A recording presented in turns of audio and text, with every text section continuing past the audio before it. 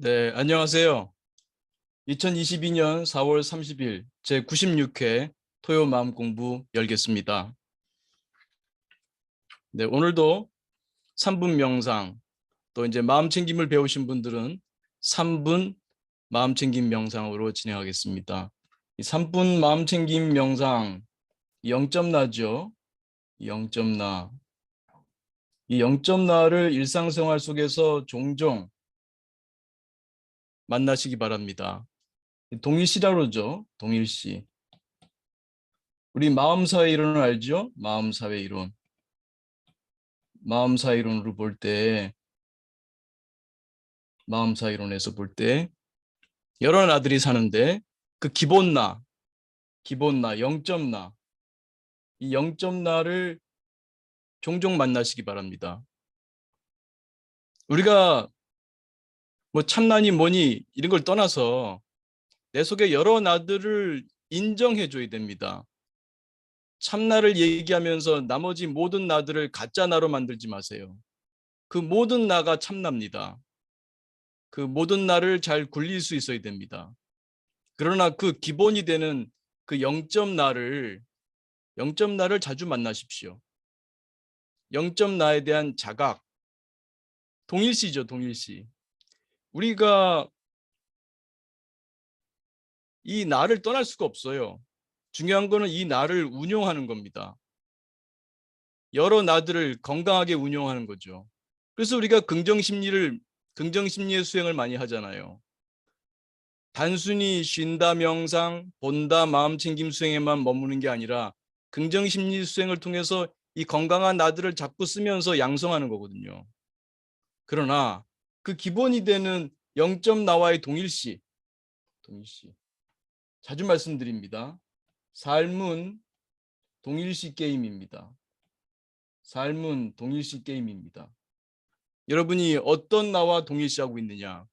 지금 여러분은 어떤 나와 동일시하나요? 1시간 전에는 어떤 나와 동일시하고 있었나요?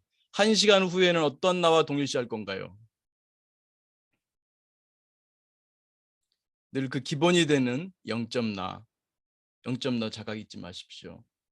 그래서 여기 참여하신 지 얼마 안 되시는 분들은 여기 유튜브에서 마음챙김 명상과 0점 나, 마음사 이론과 0점 나, 네, 이 부분을 다시 한번 시청하시고요.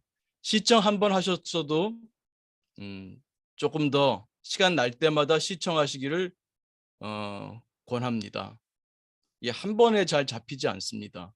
그래서 자꾸 여기 이 두 가지 강의 이거 말고도 이 관련된 게 그 명상, 마음챙김,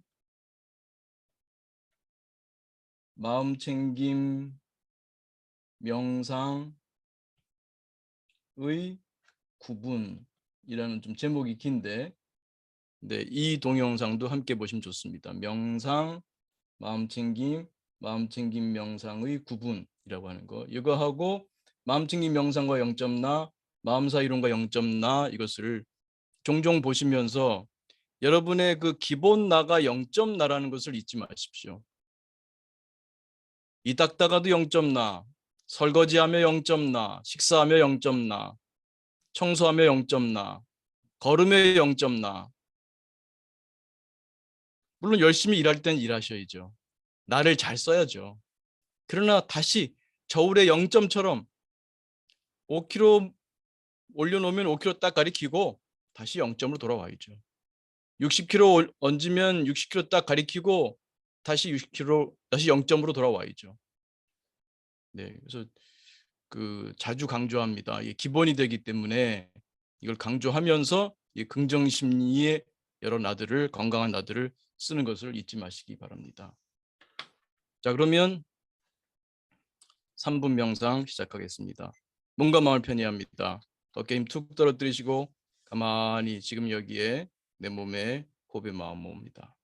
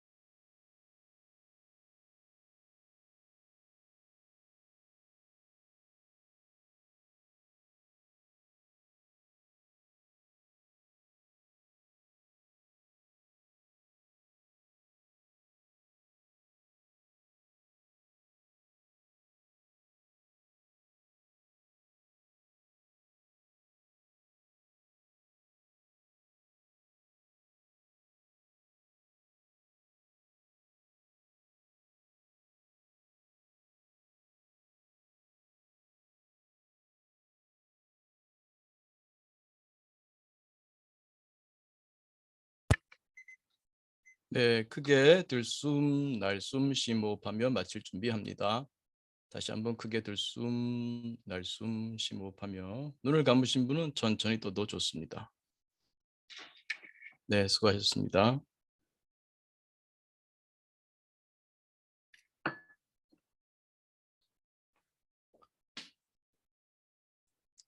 끝나면 바로 그 정서 마음 챙김. 네.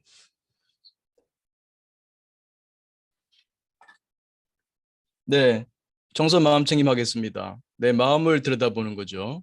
또 나를 객관화하는 연습입니다. 지금 기분이 나쁜가요? 좋은가요? 전체적인 느낌. 마이너스 3부터 플러스 3. 또 기운이 없나요? 활기찬가요? 마이너스 3, 플러스 3에서 나를 좀 떨어져 보는 객관화를 하시면서 우울한가요? 명랑한가요? 마이너스 3, 플러스 3. 불안한 마음인가요? 편안한 마음인가요? 마이너스 3, 플러스 3. 조급한 마음인가요? 여유 있는 마음인가요? 마이너스 3, 플러스 3. 미움의 마음에 가까운가요? 사랑의 마음에 가까운가요? 마이너스 3, 플러스 3. 화의 마음에 가까우신가요? 친절의 마음에 가까우신가요? 마이너스 3, 플러스 3. 불만의 마음에 가까우신가요? 감사의 마음에 가까우신가요? 마이너스 3, 플러스 3.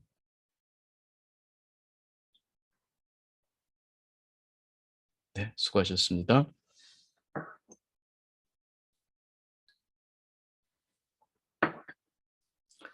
오늘 짧은 강의는 예수님 말씀으로 좀 할까 합니다. 우리 지난번에 부처님의 무죄칠시 했었지 않습니까? 그래서 조금 그 균형을 맞춰야 될 것 같아요.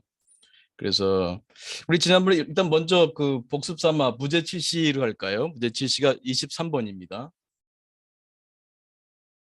네. 재물 없이 하는 7가지의 보시가 있다. 이게 뭐 우리가 보시한다 그러면은 돈으로만 하는 게 아니다. 돈 없어도 된다. 이 얘기가 나온 게 뭐냐면은 왜 나는 되는 일이 없는가? 이게 복을 쌓은 게 없다는 거죠. 복을 쌓은 게 없으니까 뭘 해도 잘 되는 일이 없다 그런 거죠. 그래서 좀 복을 쌓아라. 뭐 제가 뭐 가진 게 있어야 뭐 복을 쌓죠. 재물이 없어도 우리가 복을 쌓을 수 있는 방법이 있다. 여기서 이제 화한시 얼굴이 편안하게 미소 띈 얼굴로 사람을 대하는 것도 보시를 하는 거고 말을 언시죠. 언시. 말을 곱게 편안하게 칭찬의 말, 감사의 말 이런 말을 하는 것도 보시고 심시 마음으로 벌써 사실은 마음에서 드러나는 거죠. 그 마음에서 상대를 배려하는 그런 마음이 또 보시고 또 눈빛, 환시랑도 연결되죠. 네, 눈빛에서 여러분이 성난 눈인가요? 짜증난 눈인가요? 아니면 순한 눈매인가요? 여러분 얼굴을 볼 때 사람들이 마음이 편안해지겠습니까? 아니면 좀 짜증이 나겠습니까? 네, 이것도 안시, 신시, 몸으로 할 수 있는 것도 많죠. 돈이 없더라도 몸으로 남을 많이 도울 수 있습니다. 좌시, 자리도 양보할 수 있고 지하철에서 자리 양보 좀 하시나요? 어. 저는 좀 그러니까 계속해서 자리 양보는 어렵더라도 좀 일찍 일어나는 그런 건 좀 하고 있습니다.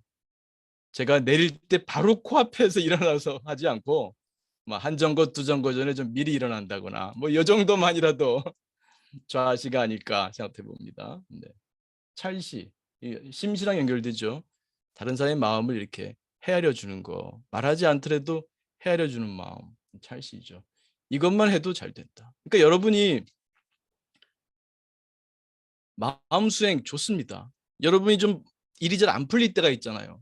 팍팍하고 또 마음 공부하시다가 어느 때 보면은 이 좀 슬럼프가 오는 것 같은 때가 있어요. 이게 그 운동도 그렇잖아요. 운동도 막 열심히 잘 하다가 어느 때 보면 이렇게 좀 슬럼프 빠지는 것 같잖아요.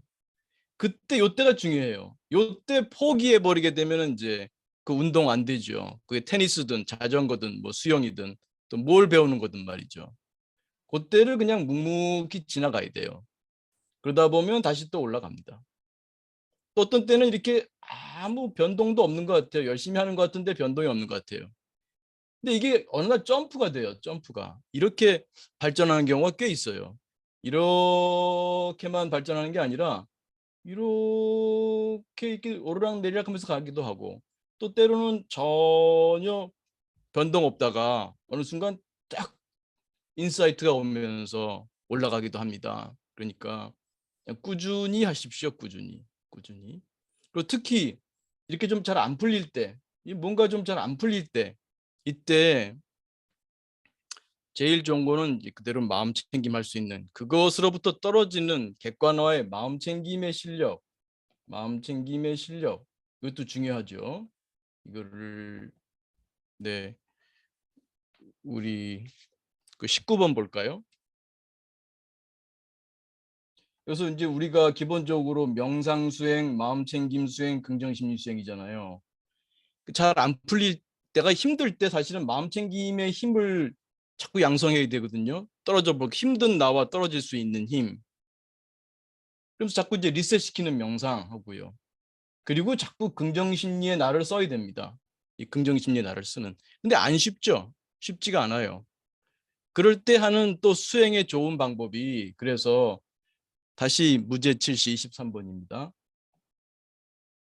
그래서 이런 복을 져라.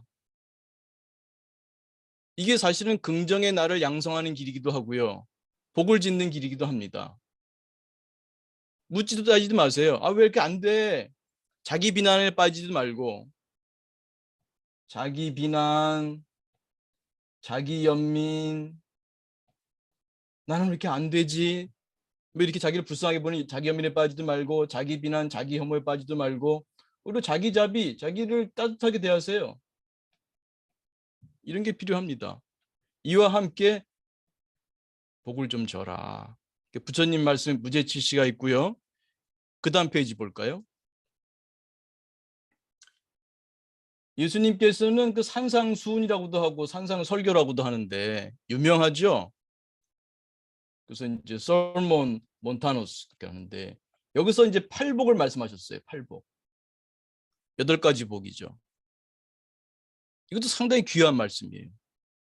이거를 생활 속에 실천할 수 있으면 이게 복 짓는 거죠. 복을 짓는 거고 복을 받는 거죠. 무죄칠시에서도 내가 돈이 아무것도 없어도 내 마음으로 얼굴로 몸으로 남들을 기쁘게 할 수 있고 위로할 수 있고 도울 수 있는 그런 행동할 수 있는 것처럼 이 산상수교에서도 보게 되면 뭘 돈으로 하는 게 아니에요. 복을 짓는 게. 우리 심령이 가난한 자, 마음이라고도 하죠. 마음이 가난한 자 복이 있나니 천국이 저희 것이다. 이거 제가 명상 설명하면서 종종 인용하죠. 명상 설명하면서. 그죠? 마음이 가난한 자, 마음이 가난하다는 게 뭐냐? 그게 바로 명상 상태다. 그러니까 여러분이 저는 명상을 꾸준히 하면 명상이 그 욕구 생각을 내려놓는 거거든요. 이런 욕구 저런 욕구 심지어 좋은 일을 하고자 하는 욕구조차도 그것조차도 내려놓을 수 있는 그럴 때 천국이 죽은 다음에 가는 곳이 아니라 바로 지금이라고 저는 말씀하셨다고 생각해요. 바로 지금 여러분들이 명상 상태, 영점나 상태죠. 영점나를 회복하는 그 상태가 에덴 동산이고 천국이다. 그렇게 저는 이해를 합니다. 제가 틀렸을 수도 있습니다. 아, 근데 김종호 교수는 저렇게 해석하기도 하는구나. 그렇게 이해해 주시면 됩니다. 그래서 명상 상태일 때 마음이 가난해진다. 내 욕구 생각이 적어도 내려놓아지고 쉬워진다. 그때가 바로 죽은 다음에 가는 천국이 아니라 바로 얘가 천국이다. 에덴 동산이다. 그렇게 말씀드릴 수 있습니다. 또 여러 가지 일로 애통해 하는 자, 복이 있다고 합니다. 그들이 위로를 받는다고 하고요. 얼마나 참 이 말씀이 위로가 되는 말씀입니까? 여러분이 애통할 때, 아, 이게 복이 있다니. 어찌 보면 내가 그 이런저런 일로 슬퍼할 때 그게 바로 위로받는 것이구나. 그 불교에서는 그렇게도 해요. 내가 고난이 있을 때 고난이지만 내가 그전에 지은 어떤 것에 대한 빚을 갚음이구나. 이렇게 본다고도 해요. 빚을 갚는다. 그러니까 내 돈 나가는 거지만 빚을 갚는 거니까 시원하잖아요. 빚을 갚는다. 뭐 은행 빚을 갚는다. 은행 빚을 다 갚았다. 어떤 분 그때 그 프로그램 할 때 그 나의 웰빙 할 때 보니까 그 집을 사신 다음에 그 부채가 있는 거죠. 은행에서 돈을 빌렸으니까. 그 매달 월급에서 갚아 나가서 어느 날 그걸 다 갚으니까 그렇게 행복하대요. 이제 그 집을 사가지고 이제 그 은행 채무를 하나하나 갚아 나가니까 그렇게 나중에 이제 다 갚고 나니까 행복하더라. 그런 말씀하신 분도 봤어요. 심지어 티베트인들은 티베트 고승들은 적어도 아플 때, 몸에 통증이 있을 때 그 진통제를 안 맞는다고 합니다. 왜 그러냐? 그 고통을 경험하는 것이 내가 빚을 탕감한다 이렇게 생각한다는 거예요. 그 생각이 참 무섭죠.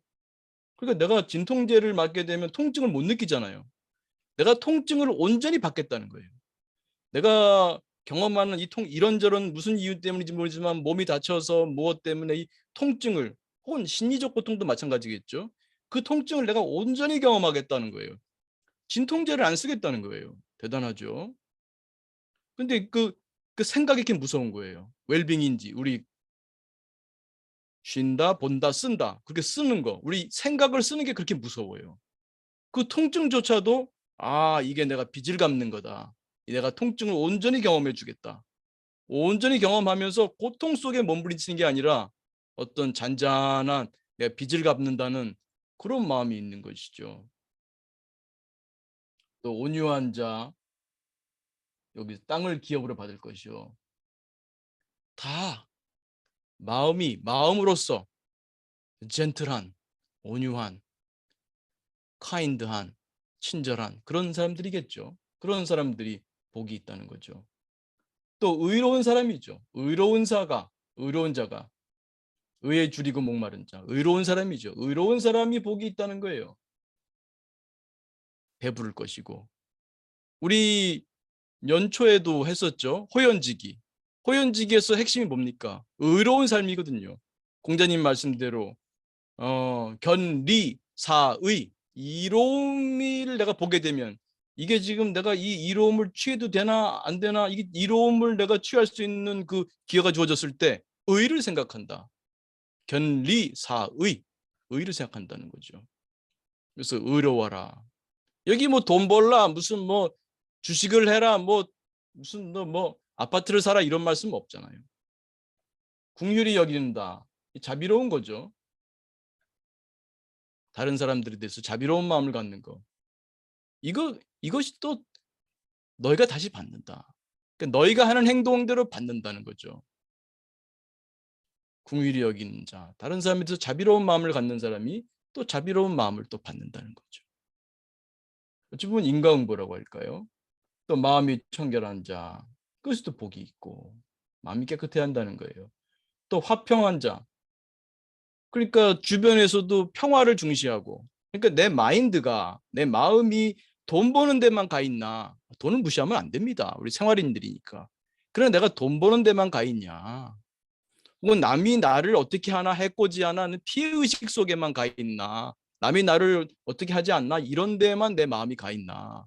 정보 처리 용량이 제한되어 있는데 그 제한된 정보 처리 용량의 그 정신 자원을 어디다 쓰고 있느냐? 내가 내 마음의 평화, 내 주변 사람들의 평화에, 주변 사람들의 행복에 관심이 있느냐? 이게 이제 복이 있다는 거죠. 이런 사람이 하나님의 아들이라는 거고요. 또 의로움을 추구하다가 설사 핍박을 받더라도 그러면 너희한테 복이 있다.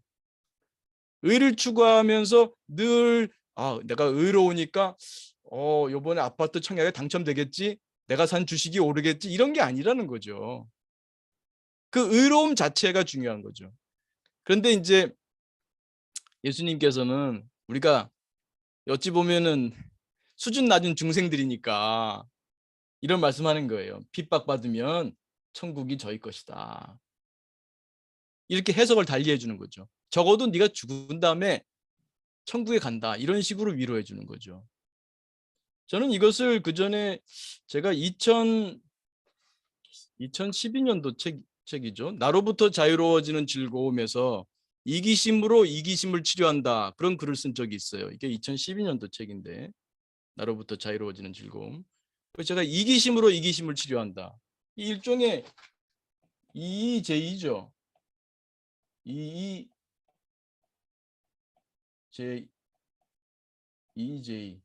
오랑캐로서 오랑캐를 다스린다는 거죠. 이기심으로 이기심을 다스리는 거예요. 참 묘한데 어찌 보면은 우리 인간이 좀 근데 이성적인 존재인데 이게 올바르면은 올바름을 행하는 거지. 그 올바름을 행하면서까지 내가 이익을 취해야 돼? 맞는 말씀이에요. 맞는 말씀이에요. 의로움은 의로우니까 내가 하는 거지. 의로움에 보상받기 위해서 하지 않아. 그러나 우린 인간입니다. 그렇게 강한 존재가 아니에요. 내 마음 사회 이론, 내 마음에 여러 나들이 삽니다. 아주 고상한 나도 있죠. 고매한 나도 있어요. 정말 의를 위해서 목숨을 내놓을 수 있는 나도 있습니다. 그러나 내 안에는 여러 나들이 삽니다. 다 인정해 줘야 돼요. 그래서 부처님께서 네가 안 되면 일이 안 되면 복을 못 져서 그렇다. 복을 지어라. 이렇게 말씀하신 것도 보면 우리 인간이 이렇게 수준 높게 보려고 하지 마세요. 그런 면도 있지만 나약합니다. 굉장히 이기적이에요. 이기적인 것을 인정해야 됩니다. 우리 인간이 이기적인 걸 인정해야 돼요. 그리고 오히려 이기성을 오히려 이용해야 돼요. 그래서 부처님의 무죄칠시도 인간의 이기성을 이용하고 봐요. 너 잘 되고 싶지? 돈 벌고 싶지? 사업에 성공하고 싶지? 그러면 네 마음을 이렇게 써. 무죄칠시. 예수님도 그런 마음이 아니셨을까? 그런 생각이 들어요. 이런 설교를 하실 때 인간 마음에 여전히 내가 그래도 돈도 많이 벌고 세속적으로 성공하고 싶은 마음이 있잖아요. 근데 그런 것에 도움이 될 거다. 이렇게 하면은 여기 보면 마태복음에 나오는 건데요. 이 5장 얘기였고요. 팔복에서. 이 6장에도 보면 관련된 얘기가 있어요. 이런 복을 짓는 일들, 좋은 일을 할 때 사람에게 보이려고 그들 앞에서 너희 의를 행하지 않도록 주의해라. 내가 의로운 행동을 해. 내가 선행을 해. 그걸 막 알리고 싶잖아요. 내가 이렇게 어디에 돈을 얼마나 기부했다. 내가 누구에게 얼마나 착한 일을 했다. 막 알리고 싶잖아요. 그러지 말라는 거죠. 그렇게 하지 않도록 주의하라고 하고 있어요. 그리하지 아니하면 하늘에 계신 너희 아버지께서 상을 받도록. 하늘에 계신 너희 아버지께서 상을 주시는데 너희가 남들한테 이렇게 자랑을 해서 남들이 당신 대단합니다. 그 많은 돈을 그렇게 좋은 일에 쓰셨어요. 그렇게 좋은 일을 하셨어요. 이렇게 칭찬받으면 땡 그걸로 끝났다는 거예요. 너는 이미 복 받았다는 거예요. 아버지 복 받으려고 하지 마라. 그러니까 아주 제가 볼 땐 교묘해요. 심리학자가 보기에는 예수님이 참 교묘하게 말씀하셨어. 인간의 이기심을 이용해서 이기심을 딱 치료하는 아주 훌륭한 기법을 쓰신 것 같아요. 좋은 일 할 때 막 이렇게 내세우고 싶잖아. 근데 그것조차도 하지 말라 그래요. 근데 안 하려니까 좀 억울하잖아. 근데 야, 네가 알리지 말아야 하늘나라가 그래야 하느님 상을 받아. 이러니까 그래요? 내가 알리지 않아야 더 큰 상을 받는구나. 이기심을 이용하는 거죠. 교묘하신 방법이죠. 대단한 방법을 쓰신 거예요. 인간의 이기심을 잘 아시고 이기심을 쓴 거예요. 그러니까 그냥 남한테 알리지 말거라. 그게 바르지 않냐? 의로운 행동이니까 의로운 걸로 족한 거지. 의로운 행동했다고 뭐 남한테 알리려고 하지 마라. 뭐 이게 옳으신 말씀이지만 그렇게 끝나면 인간이 그렇게 안 되거든.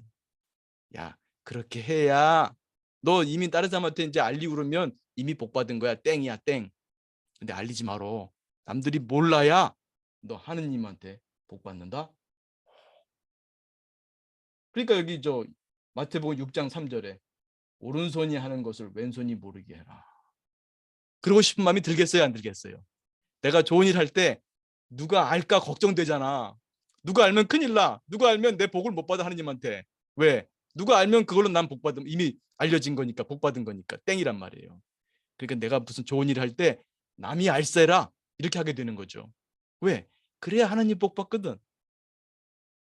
그러니까 이게 참 졸렬한 행동일 수 있지만 예수님은 인간의 나약성을 아시는 거예요. 그러니까 이기심을 치료하는 거예요. 이의제의, 오랑캐로 다스린 것처럼 이기심으로 이기심을 통제하는 거죠. 근데 이렇게 하다 보면요. 이렇게 하다 보면 이것이 내가 돼요. 남한테 알리지 않고 의로운 행동을 하는 것이 이게 내가 돼버린다고요. 내가. 처음에는 남한테 알리지 않고 이 일을 해야 하느님 복 받아 이렇게 해서 했을지도 몰라요. 그래서 의로움을 남한테 알리지 않고 의로운 행동을 자꾸 해. 선한 행동을 자꾸 해. 그러다 보면 그게 나가 됩니다. 마음 사회에서 그렇게 의로운 남한테 알리지 않고 의로움 자체가 좋아서 하는 나가 양성돼요. 모르는 사이에요. 그러면 나중에는요, 뭐 하느님 아버지께서 복을 주시든지 안 주시든지 관계없는 거예요. 그 자체에서 만족스러워. 그런 사람이 되는 거죠. 그걸 다 들여다보시고 이렇게 말씀하신 게 아닌가 싶어요. 그래서 좀 일이 좀 잘 안 풀리시는 분이 있다면 이기심을 이용하십시오. 물론 우리가 공부할 때 다시 19번 부탁합니다. 우리 긍정심리에 쓴다. 이 쓴다를 잘 하셔야 돼요. 여기서 특히 그 웰빙인지의 묵상. 제가 강조하는 게 몰바레죠. 몰바레.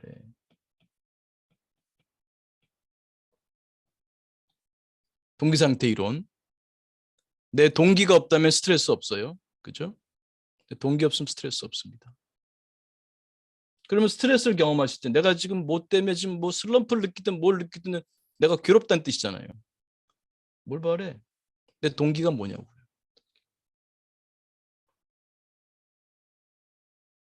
그걸 가만히 천착하십시오. 그러면서 한편으로는 행법 하라는 거죠. 한편으로는 이 관법으로 웰빙인지 묵상하시고 또 한편으로는 이 행법, 자비행도 하시고요. 이런 복 짓는 행동들, 의로운 행동도 포함해서요. 그런 행동을 실천하라는 거죠.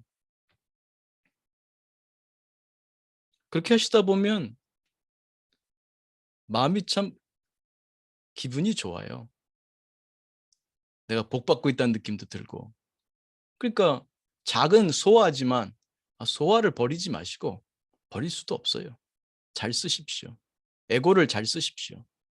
그럼으로써 여러분들이 그 어려움을 경험하실 때 그 어려움을 극복하면 좋겠어요.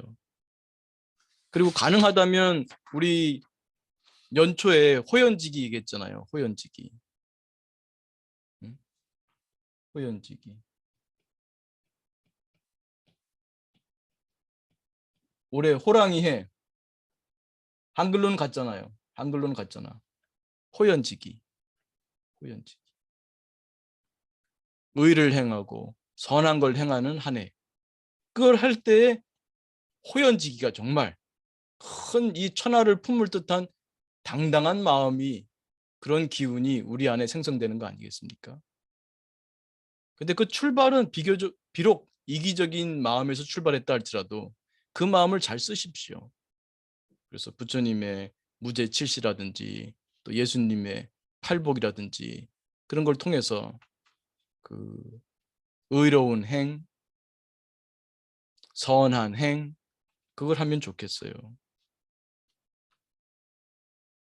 거기 마태복음 이제 다 산상수훈이죠. 산상설교 계속 보면 보물을 하늘에 쌓아두라 그랬어요. 여기서 뭐 돈을 뭐 주식을 많이 하고 뭐 아파트를 많이 만들었어도 뭐 죽을 때 가져갈 수 있는 사람 누가 있어요? 아파트 뭐 반 채라도 갖고 갈 수 있습니까? 뭐 돈 한 푼이라도 갖고 갈 수 있습니까? 죽을 때.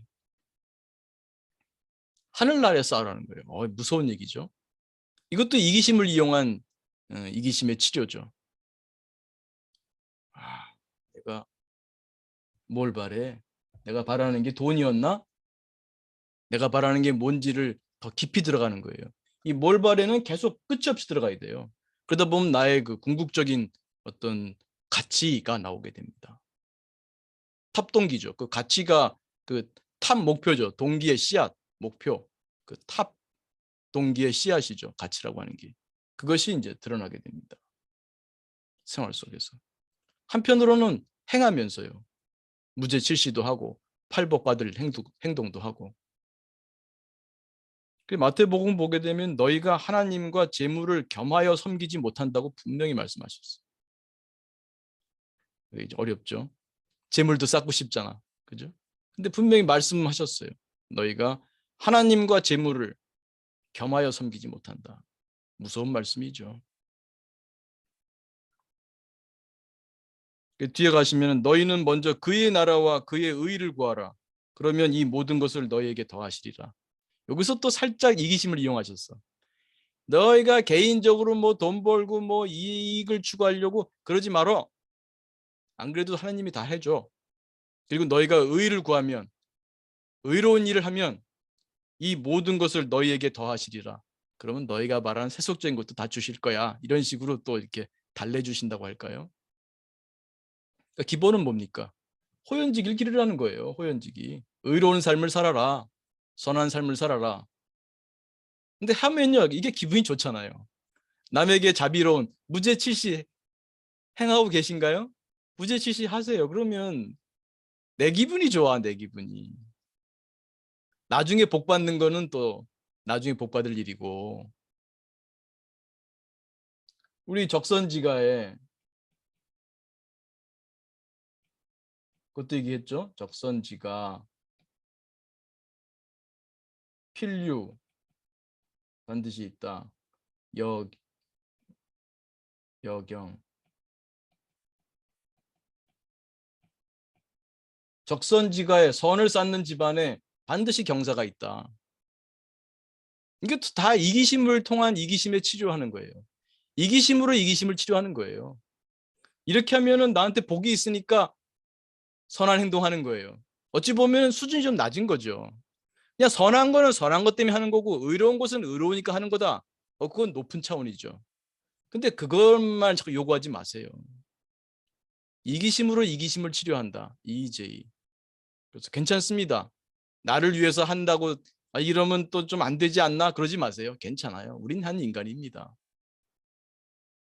그래서 그 호연지기를 기르면서 여러분이 지금 그 마음 공부하시다가 좀 슬럼프가 왔다고 할지라도 그럴수록에 여러분 개인적인 웰빙 행동 또 이런 주변 사람들과의 관계에서 무죄칠시, 팔복, 선과 의를 행하면서 올 초에 같이 말씀 나눴던 호연지기, 이 호연지기를 양성하면 좋겠습니다. 네, 1분 중간 명상하고 또 여러분 질의응답 받도록 하겠습니다. 자, 몸과 마음을 편히하십니다. 어깨 힘 뚝 떨어뜨리시고 지금 여기에 내 몸에 호흡의 마음 모읍니다.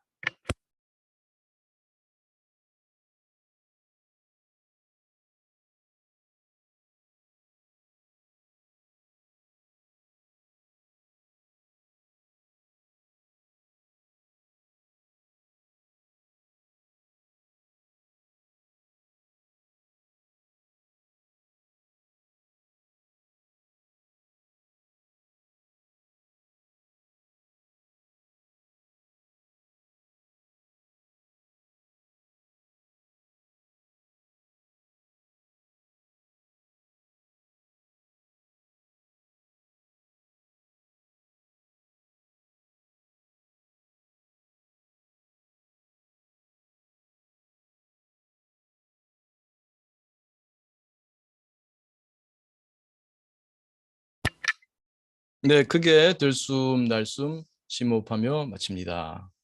네, 고맙습니다. 네, 그럼 질의응답 화면으로 이제 가시면 될 것 같습니다.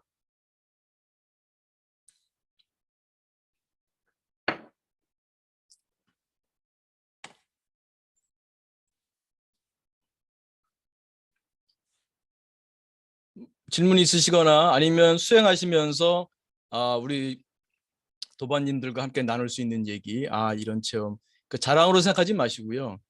이걸 내가 이렇게 했더니 이런 어려움이 있었는데 이럴 때 이런 좀 체험도 했습니다. 뭐 이런 변화가 있습니다. 나눠주시면 감사하겠습니다.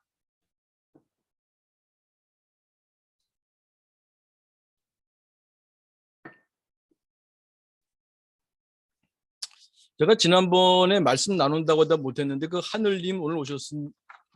하루님이죠. 하루님이 그 전에 그 수술 들어가신다고 했는데 아마 들어가셨는지 잘 모르겠습니다. 제가 그 말씀드린다고 했는데 지난번 그 채팅창에 보니까 제가 아차 싶었는데 그래도 지난번 채팅창 보니까 하루님이 자비 수행하면서 그 수술에 임하겠다 그렇게 말씀하셔서 잘 됐다. 제가 드리려고 하는 말씀도 그거였다. 그러니까 좀 큰 수술을 앞두거나 마음이 불안하거나 그럴 때 마음 챙김의 힘이 강하면 딱 한 번으로 벗어날 수 있죠. 그러나 이제 너무 큰 경우에는 자비, 긍정심리의 쓴다 수행, 긍정심리의 그 쓴다 수행이 꽤 도움이 됩니다. 그래서 그 중에서 특히 자비, 자기 자비, 타인 자비, 특히 타인 자비. 그 예를 들면 그 병원에 같이 그 보면은 그날 같은 그 당사자가 하루님이 수술 받는 날 또 얼마나 많은 사람이 수술 받겠습니까? 또 얼마나 많은 사람이 수술을 기다리고 있습니까? 여러분 밖에 있으면 모르지만 또 병원 가면은 세상에 아픈 사람 천지잖아요. 얼마나 아픈 사람이 많습니까? 그래서 내가 아플 때 오히려 동병상련하며 나뿐만 아니라 아픈 사람들이 모두 건강하기를 수술이 모두 다 잘 되시기를 그런 따뜻한 마음을 내다보면요. 불안이 줄어들어요. 왜냐하면 정보처리 용량 제한성. 정보처리 용량이 제한되어 있기 때문에 내가 이 자비로운 마음이 내 의식 공간을 채우게 되면 내 걱정, 불안의 내용들이 이 마음 무대를 점거할 수가 없어요.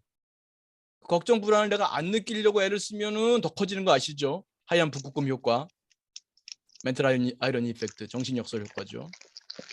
근데 가만히 내 자비로운 마음을 쓰니까 오히려 그런 불안도 사라지게 되고 내 마음이 화평스러워지는데 뭐 하루님 지난번에 그 채팅창 글을 보니까 아마 수술에 들어가셨거나 끝나셨거나 그랬을 텐데 좋은 결과 있으시기를 기원드리겠습니다. 네, 윤 선생님 손 드셨습니다. 네, 네. 그 음소거 해제하시고 음소거 해제 안 됐습니다. 음소거 해제. 네, 네 됐습니다. 말씀하시죠. 오늘 제가 제 개인적인 어려운 일을 좀 말씀드리고 싶어서 손을 들었어요. 네, 네, 제 자녀가 둘이 있는데 하나는 이제 미국에 있고 하나는 여기 있어요. 네, 네, 그런데 자라나는 동안에 그 아이가 제 생각에 좀 부족하다는 생각을 많이 했어요. 네. 그래서 항상 아침에 눈 뜨면 너는 세상에서 가장 훌륭한 사람이 될 거야. 너는 세상의 소금이 될 거야. 너는 세상의 빛이야. 너는 가장 잘생겼어. 천재야. 이렇게 계속 격려해 주는 말을 많이 했었어요, 걔한테. 그런데 걔가 공부도 잘하고 잘해서 좋은 학교 가고 전문직을 갖게 됐어요. 네. 그런 과정에서 대학교 가서 그러더라고요. 나는 엄마한테 20년을 속아서 살았어. 그 말을 해서 그냥 웃었었어요. 당시에는요. 네. 그럼 뭐 자기를 격려해 주려고 한 거지 속인 거는 아니다 이렇게 생각했는데 저희가 부부 생활이 좋지가 않았어요.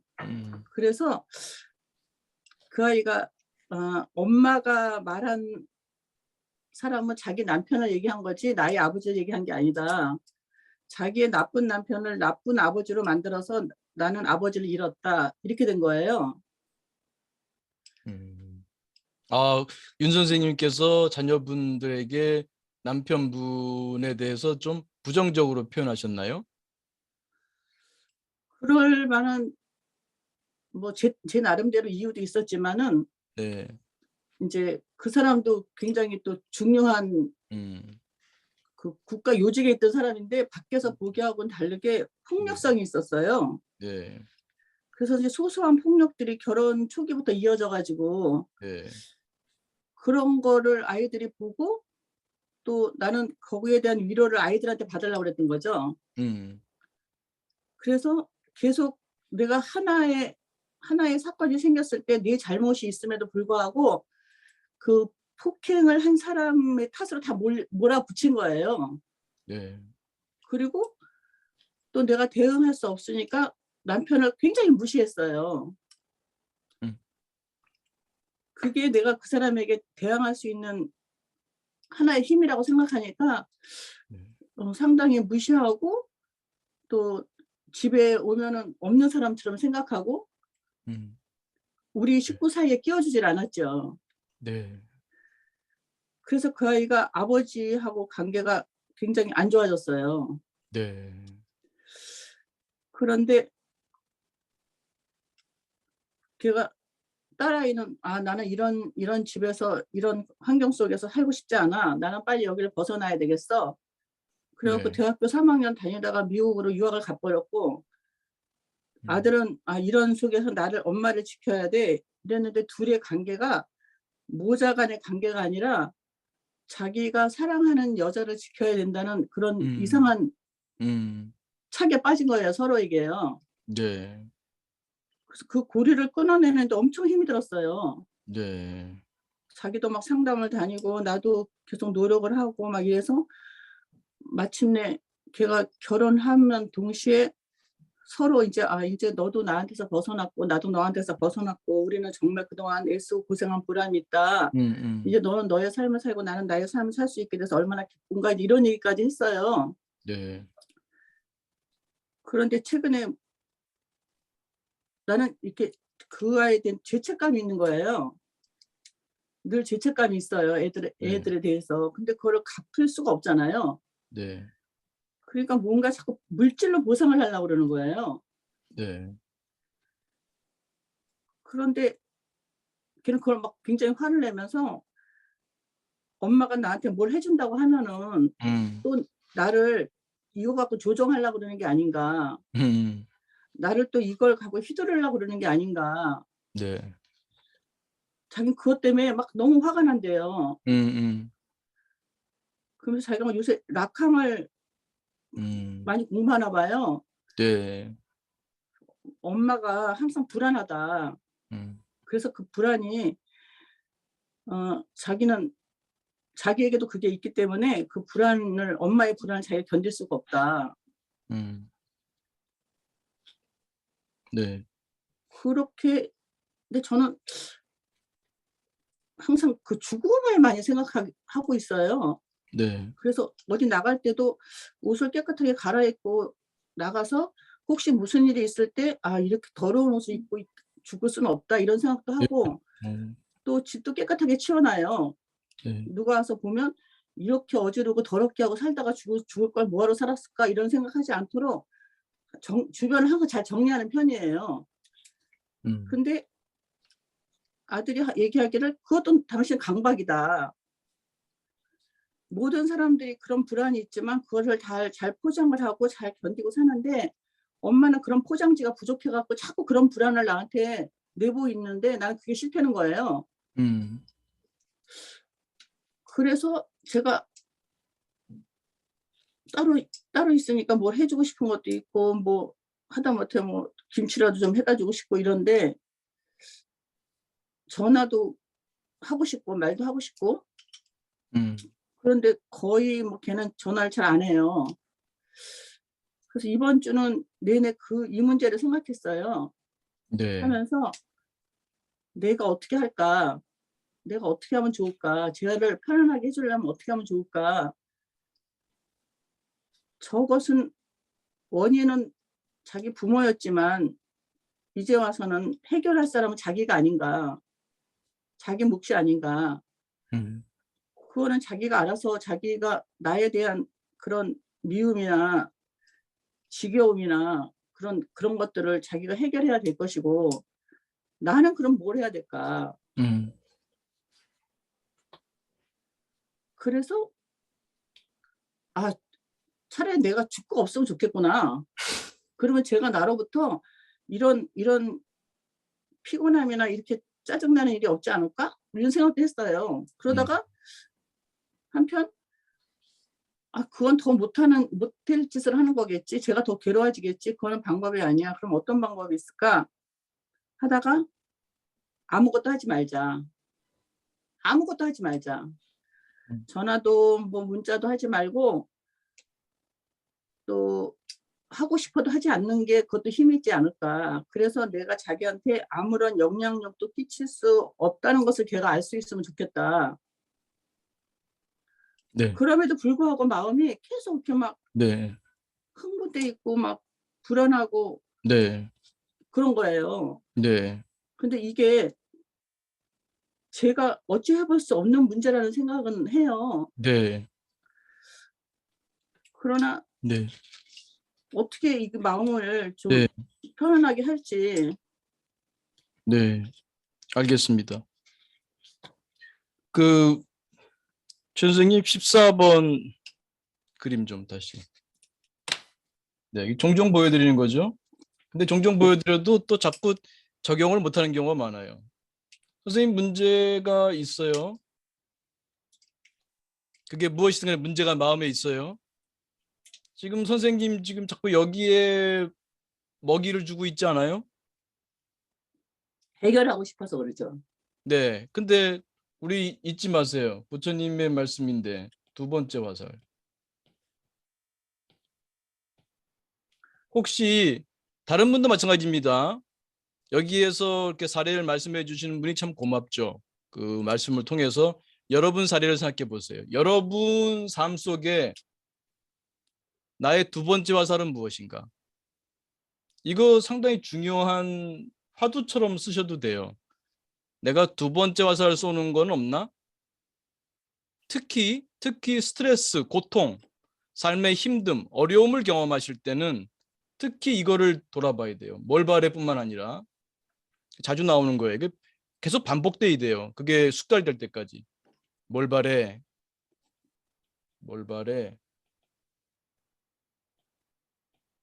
두 번째 화살 쏘고 있는 거 아닌가? 윤 선생님 지금 말씀하신 것 중에 첫 번째 화살은 뭐 그게 무슨 인연 때문인지 모르지만 남편분께서 그런 행동을 하셨고 거기서 몇 번 윤 선생님이 두 번째 화살 쏘시고 또 그 다음에 세 번째 화살 쏘시고 그 다음에 네 번째 화살 쏘시는 것이 있었을 것 같아요. 그러면 지금 상황에서 지금 상황에서 아드님과의 관계에서 불편하잖아요. 괴롭잖아요. 그 괴로움이 이제 첫 번째 화살이라면 그 우리 총고통 공식 종종 제가 얘기하고 그랬는데 총고통 공식은 여기 지금 안 들어있나요? 다음에 다시 또 써야겠네. 그 총고통은 1차 고통 플러스 2차 고통이다. 그 고통 공식을 그때 말씀드리고 그랬는데 2차 고통 이게 바로 두 번째 화살이죠. 선생님이 지금 경험하는 아드님과의 관계에서 경험하는 고통 중에 스트레스 중에 힘듦 어려움 중에 선생님이 스스로 쏜 두 번째 화살은 어떤 것이 있을까요? 그게 항상 뭘 해결하려고 하면은 네. 모르면서 내가 가진 짧은 걸로 하려니까 항상 반대로 가는 거예요. 네. 하지 않아야 될 걸 많이 하게 되는 거죠. 근데 그것도 일단 몰라요. 일단 보죠. 일단 보면 선생님 24시간, 24시간 중에 잠자는 시간 빼고 깨어있는 시간에 선생님이 자비기원할 수도 있어요. 무제칠시를 할 수도 있어요. 또 꽃꽂이를 배울 수도 있어요. 또 무슨 또 다른 유튜브에서 좋은 강의를 들을 수가 있어요. 좋아하시는 새로운 걸 할 수도 있어요. 이런 데 정신장을 쓸 수가 있는데 선생님이 만약에 지금도 아들과의 관계에 대해서 생각하고 스트레스 받고 밥 먹다가도 밥 먹으면서 밥만 먹지 못하고 아드님과의 관계를 또 생각하고 있고 과거를 반추하면서 후회 원망하고 있고 또 미래를 걱정하고 있다면 그거는 그 아드님과의 관계에서 있는 그 스트레스를 계속 증폭시키고 있잖아요. 24시간을 아드님과의 관계에서의 그 고통으로 점철시키고 있잖아요. 도배하고 있잖아요. 24시간을. 아마 꿈에도 그, 나타날지 모르겠어요. 그 생각을 그, 깨어서도 그, 하고 있다면. 그 정도는 아닌데, 네. 그렇게 하는 그 좋은 긍정 네. 수행을 할 동안에 잃어버리지만, 네. 이제 그거를 끝나고 나서 뭐 혼자서 산책을 한다든지 뭐 할 네. 때는 또 그 네. 생각이 또 오는 거죠. 그래서 네. 선생님 말대로 자꾸 먹이를 주고 있는데, 네. 저의 그 괴로움의 원인은 저 아이를 편안하게 해주고 싶다. 네. 그런데 내가 어떻게 해줄 수 없구나 하는 게 저의 가장 큰 힘듦이에요. 선생님이 편하고 싶은 거죠. 선생님이 편하고 싶은 거예요.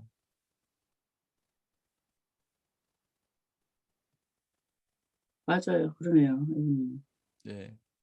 이거 멈추세요. 이거 인연에 맡기세요. 선생님이 지금 계속 불건강한 마음을 키우고 있잖아요. 이게 사이즈가 점점 커지고 있다고요. 두 번째, 세 번째, 네 번째 화살을 쏘고 있으니까요. 그 상처가 점점 커지는 거죠. 그 다음 페이지 부탁합니다. 네. 그냥 이거 냅두세요. 없애려고 하지 마세요. 없애려고 하면 할수록 점점 더 커집니다. 그냥 선생님의 건강한 마음에 투자하세요. 건강한 마음들에 투자하세요. 건강한 마음들에 투자하세요. 불건강한 나를 마음 그대로 있어요. 그대로 있습니다. 그대로 있어도 괜찮아요. 나를 편안하게 하는 게 우선이네요. 그죠? 내 선생님 편하게 하세요. 선생님 행복하게 하세요. 또 자녀분에게 실제로 좀 불편해하고 있다면 좀 김치 담가주는 것도 멈추시고요. 그러다 마음으로 좀 불편한 마음이 드시잖아요. 아드님과의 관계에서 불편한 마음이 들면 가만히 아들의 행복을 위해서 자비 기원을 하세요. 그래, 모든 것은 인연에 맡기자. 그러나 적어도 내가 마음으로라도 우리 아들이 잘 되기를 축원한다. 또 그걸로 힘들어하는 나를 위한 자기자비, 힘들어하는 나를 위한 자기자비, 또 아들이 잘 되길 바라는 그 마음을 그 축원을 하는 자비 기원으로 하시고 그 다음에 끝땡 오늘 내가 아들을 위해서 자비 기원을 했고 그 다음에 선생님을 위해서 건강한 마음에 투자하십시오. 계속 올라오겠죠. 또 그 마음이 올라오겠죠. 그래도 또 생각나겠죠. 그냥 부단히 받아들이십시오. 때로는 마음 챙김으로 보셔도 돼요. 마음 챙김으로 그 마음이 왜 이런 마음이 계속 올라오는지 가만히 마음 챙긴 기법이 있고 또 하나는 이제 뭘 바래가지고 계속 추구하는 것도 한 방법이긴 합니다. 때로는 한번 뭘 바라지 요 정도로 하세요. 뭘 바라길래 내가 그 문제가 왜 이렇게 나한테 고통이지?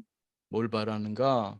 그래 지금 선생님 말씀을 통해서도 내가 아들이 잘 되기를 바라는 마음이 있는 것만 있는 게 아니라 내 마음이 편하려고 하는구나 라는 통찰도 얻으시고요.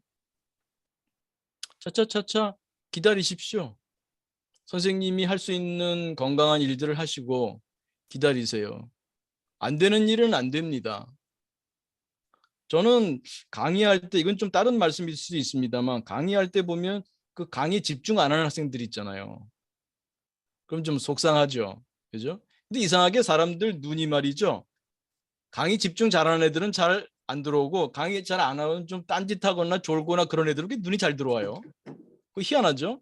그러니까 전체적인 모습과 사실 100명이 있으면 90명은 잘 듣고 있어. 근데 10명 아이들 중에 뭐 하품하는 놈, 엎어진 놈, 뭐 딴짓하는 놈, 스마트폰 보는 놈 있겠죠. 근데 주인은 글로 가게 돼 있다고요. 좀 다른데. 그것도 이제 훈련이죠. 그래. 다시. 90명이 열심히 듣고 있는데 이 10명 신경 쓰다 보면 90명을 망치는 거예요. 그러면 강의 그 90명은 무슨 죄가 있습니까? 저놈들 신경 쓰고 뭐 한마디 하고 그러다 보면은 그때 생각나는 게 뭐냐면요. 부처님께서도 그 부처님께서도 인연 없는 중생은 구제하지 못한다. 그런 말씀이 있죠. 아마 절에 다니시니까 들어보셨을 거예요. 아니 부처님께서도 인연 없는 중생은 어쩌지 못한다고 했는데 내가 뭘 다 어떻게 하려고 그래. 내 열심히 강의 듣는 90명을 위해서라도 열심히 하지. 안 듣는 10명 어떡합니까? 그거. 그렇다고 뭐 내칠 필요는 없지만 그렇게 하다 보면 또 들어올 놈은 또 들어오겠죠. 주의가 이 강의 쪽으로. 그러니까 선생님이 지금 할 수 있는 복을 지으십시오. 그러다 보면 아드님과의 관계도 풀릴 날이 있겠죠. 안 풀리면 선생님은 절에 다니시잖아요. 그러면 내 생에 잘 되겠지. 그렇게 생각하세요. 언젠가 풀리겠지. 그런 느긋한 마음. 뭐 이번 생에 안 되면 다음 생에 하지 뭐. 그런 마음. 우공이산이라는 말이 있죠. 우공이산. 우공이산. 제가 쓸 수 있나 모르겠는데 어리석을 웃자 어떻게 쓰죠? 이렇게 썼나? 그 어리석은 노인 그 공 이렇게 좀 높인 말이죠. 산을 옮긴다는 거, 산을 옮긴다. 아니 이 사람이 앉아 있는데 보니까 저 산이 그 해를 가려가지고 좀 집이 어두워. 그래가지고 이제 저 산을 옮겨야겠다. 이분이 그 지게를 짊어지고 갖고 산에서 흙을 파내서 계속 옮기는 거예요. 그 사람들이 웃죠. 아니 당신이 저거 지게 저 갖고 땅을 저 산을 어떻게 옮긴단 말이야. 내가 또 옮기고 그다음 내 아들이 또 옮길 거야. 그다음에 또 못 옮기면 그 자식의 자식이 또 옮길 거고 자식의 자식이 자식이 또 옮길 거고 자식의 자식이 자식이 또 옮길 거야. 결국 다 옮길 거야. 이렇게 했더니 그 산에 사는 신령이 안 되겠다. 이놈 당하지 못하겠다. 내가 이 산 허물어지기 전에 내가 빨리 이사 가야겠다. 그래서 그 신령이 산의 신령이 산을 옮겼다는 얘기가 있어요. 좀 우스갯소리일 수도 있습니다만 우공이산 이렇게 좀 무식할 정도로 그 믿음이라고 할까요? 그냥 그래 내가 할 수 있는 거 할 뿐이지 내가 할 수 없는 걸 어떻게 합니까? 내가 할 수 있는 것 내에서 최선을 다할 뿐이고 안 되면 뭐 어떡해요? 그냥 절에 다니시니까 그렇게 생각하세요. 내 생에 또 하지 뭐. 근데 선생님이 자꾸 이거를 해결하려고 길을 쓰다가 더 얽혀버려. 맞아요. 더 얽혀버리면 내 생에 또 더 얽혀. 그냥 지금 할 수 있는 범위 내에서 두 번째 화살 쏘지 마시고요. 두 번째 화살 특히 잊지 마세요. 다른 분들도 마찬가지입니다. 내 삶에서 요거는 꼭 유념하세요. 이거 지금 들으시는 여기 참석하신 분들 또 혹은 유튜브 들으시는 분들 네. 내 삶에서 내가 쏘는 두 번째 화살은 뭔가 이거 유념하시면 조금 더 지혜로워집니다. 내가 내 스트레스를 괜히 증폭시키고 있네. 이거는 한 번에 붙는 실력은 아닌 것 같아요. 계속해서 내 생활 속에서 그 적용을 해봐야 될 것 같습니다. 윤 감사합니다. 선생님, 네, 고맙습니다. 네, 한 번에는 안 되겠지만 또 올라올 거예요. 또 이 부정적인 거에 대한 생각이 또 올라올 겁니다. 그래도 또 부단히 또 두 번째 화살 쏘지 말자 하시면서 선생님의 이 그림을 잊지 마세요. 이 그림을 잊지 마시고 네, 건강한 마음에 투자하자. 선생님이 밝고 건강해지면요. 아드님이 깜짝 놀라실 거예요. 그 기운이 전달될 겁니다. 선생님의 자비의 기운이 선생님을 꽉 채우고 선생님의 지혜가 꽉 채우고 선생님의 건강함이 선생님의 몸과 마음을 꽉 채우게 되면 드러납니다. 아드님이 느끼실 거예요. 잘 되시길 축원드리겠습니다. 네, 오늘은 벌써 10시 1분이 됐습니다. 여기서 마무리 1분 명상 하시고 또 여러분 소감, 또 코멘트, 또 질문 채팅창에 나눠주시면 고맙겠습니다. 자, 몸과 마음을 편히합니다. 어깨 툭 떨어뜨리시고 지금 여기에 내 몸에 호흡의 마음 모읍니다.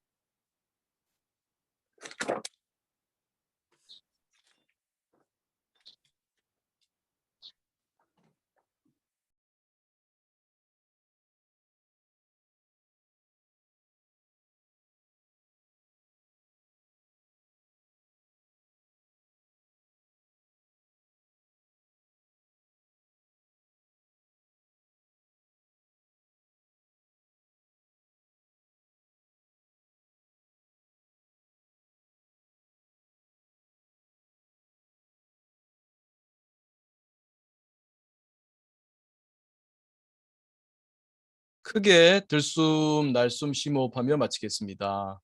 네, 감사합니다. 채팅창에 또 소감, 네, 코멘트, 질문 있으시면 받겠습니다.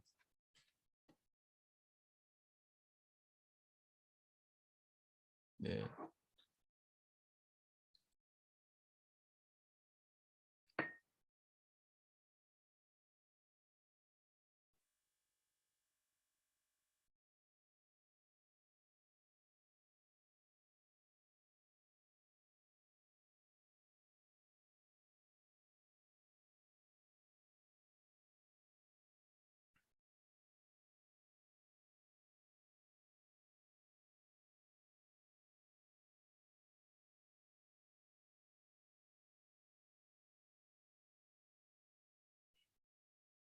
오늘 쓰실 게 기름 모양입니다. 네.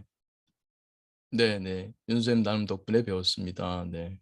또 윤 선생님 마음 편해지기를 희망하는 건평행성 좋습니다. 네. 윤 선생님 프랙티스하는 모습을 응원한다는 말씀도 있고요. 네. 네. 윤 선생님을 위한 자비 기원들이 많이 들어왔습니다. 네. 네. 소피님 그런 일도 있었군요. 아드님과 관계에서. 네. 맞아요. 저도 개인적으로 어떤 말을 좋아하냐면요. 미안하다는 말보다는 가급적이면 고맙다는 말을 해보세요. 그러다 보면 이상하죠? 감사하다는 말을 자꾸 하다 보면 감사한 일이 생기는 것 같아요. 자꾸 미안하다 그러면 미안한 일만 생길지도 몰라요. 그 제자 중에도 어떤 제자는 그 전에 보면 자꾸 미안하다, 죄송하다 그런 말을 하면은 제가 그러지 마라. 자꾸 그렇게 하다 보면 그것이 자꾸 그 기운을 만든다. 그렇게 얘기합니다. 그러지 말고. 그 끝은 맺을 때는 미안하지만 끝에 가서는 감사로 끝을 맺을 수 있도록 얘기를 하다가도 미안함으로 시작하더라도 그 맺음은 감사로 맺도록 해라. 그렇게 지도하기도 했습니다. 네, 불편함을 스스로 감내하고 선생님 몸과 마음에서 그 자비의 기운, 명랑의 기운, 어떤 좋은 기운이 이렇게 퍼져날 수 있기를 바랍니다. 그리고 그 소피님 그 제 책에 뒤에 있겠습니다만 그 상생통렌을 권장합니다. 한번 해보세요. 상생통렌. 그 통렌은 좀 힘들더라도 상생통렌 수행으로 그 예를 들면 아드님한테 좀 부족한 부분이 있다면 그거를 받아들이고 선생님의 부족한 부분과 충돌시켜서 밝은 기운을 채워서 선생님 채우고 보내주는 그 상생통렌 수행도 권장합니다. 네. 니르님도 같이 공감해 주셨습니다. 네, 안 되면 내생해야지. 네. 그 위로가 된다니 참 다행입니다. 네, 그런 마음 좋습니다. 네, 계속 기억하셔야 됩니다. 이게 제가 이 그림 여러 번 보여드렸고 또 두 번째 화살 계속 이게 프랙티스입니다. 프랙티스.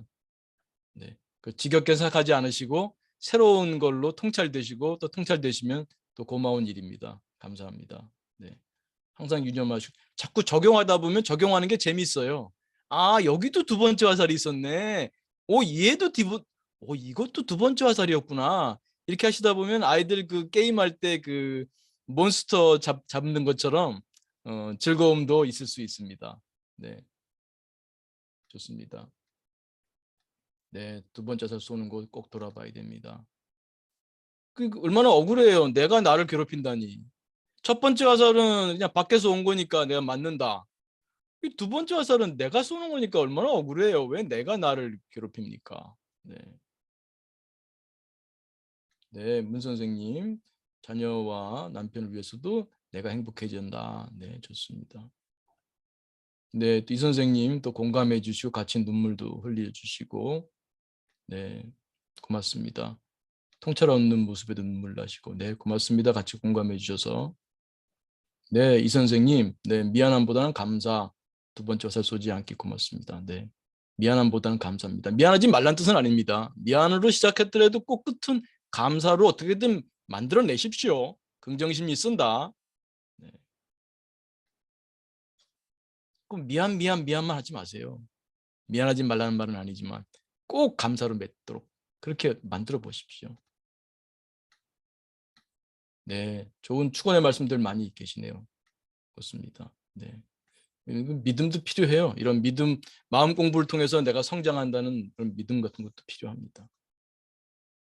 네, 고맙습니다. 네, 네, 끝까지 남아서 의견 말씀해 주시고 또 같이 공감해 주시고 또 축원 말씀 나눠주셔서 감사합니다. 그리고 끝으로 무엇보다도 오늘 이렇게 어려운 말씀을 이렇게 나눠주신 또 윤 선생님께 감사드리고 또 좋은 그런 성장, 행복이 있으시길 또 기원 드리겠습니다.